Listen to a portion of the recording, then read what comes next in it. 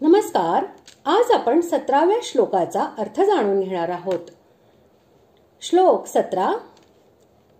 किरीटिनं गदिनै चक्रिणै च तेजो राशिं सर्वतो दीप्तिमन्तं पश्यामि त्वां दुर्निरीक्षं समन्ताद् दीप्तानलार्कद्युतिमप्रमेयम्.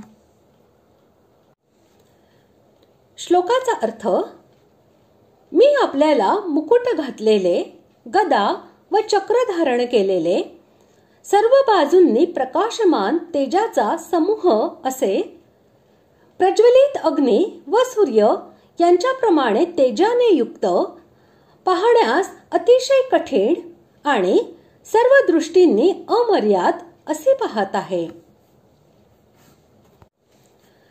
ज्याच्या मस्तकावर किरीट म्हणजे अत्यंत शोभा व तेज यांनी युक्त असा मुकुट विराजित असेल त्याला किरीटी असे म्हणतात.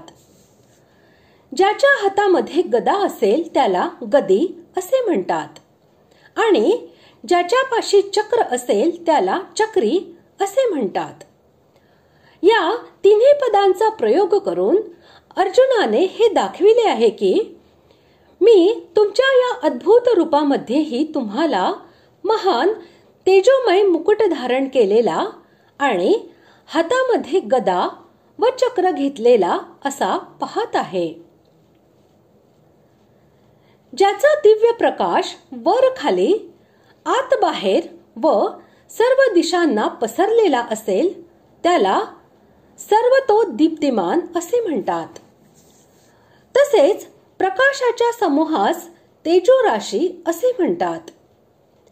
या दोन्ही पदांचा प्रयोग करून अर्जुनाने असे दाखविले आहे की तुमचे हे विराट रूप मला मूर्तिमंत, तेजपुंज तसेच सगळीकडून परमप्रकाशयुक्त असे दिसत आहे. भगवंतांचे ते विराट रूप परमप्रकाशयुक्त आणि मूर्तिमान तेजपुंज होते. हे अग्नी व सूर्य यांची उपमा देऊन या गोष्टीचे चांगल्या प्रकारे ज्ञान करून देण्यासाठी दीप्तानलार्कद्युतिम या पदाचा प्रयोग केलेला आहे. अर्जुन याद्वारे असे दाखवित आहे की जसे प्रज्वलित अग्नी आणि प्रकाशपुंज सूर्य हे प्रकाशमान तेजस्वी राशी आहेत, तसेच तुमचे विराट स्वरूप त्यांच्यापेक्षाही असंख्य पटीने अधिक प्रकाशमान असे तेजपुंज आहे.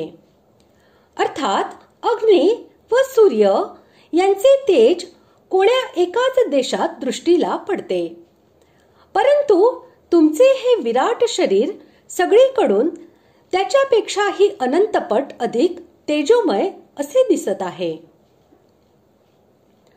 अत्यंत अद्भुत प्रकाशाने युक्त असल्यामुळे प्राकृत नेत्र त्या रूपासमोर उघडे राहूच शकत नव्हते.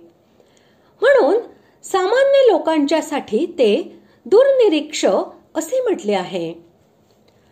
अर्जुनाला भगवंतांनी ते रूप पाहण्यासाठीच दिव्य दृष्टी दिली होती आणि त्या दृष्टीनेच तो ते पाहत होता.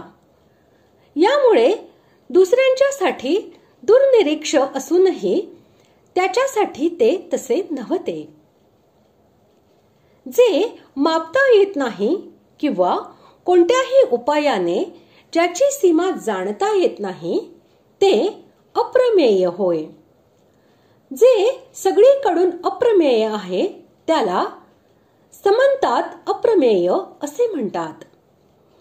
याचा प्रयोग करून अर्जुनाने असे दाखविले आहे की तुमचे गुण, प्रभाव, शक्ती आणि स्वरूप हे कोणताही प्राणी कोणत्याही उपायाने पूर्णपणे जाणू शकत नाही.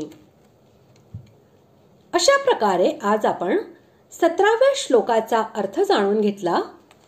पुढील भागात आपण 18व्या श्लोकाचा अर्थ जाणून घेणार आहोत. धन्यवाद.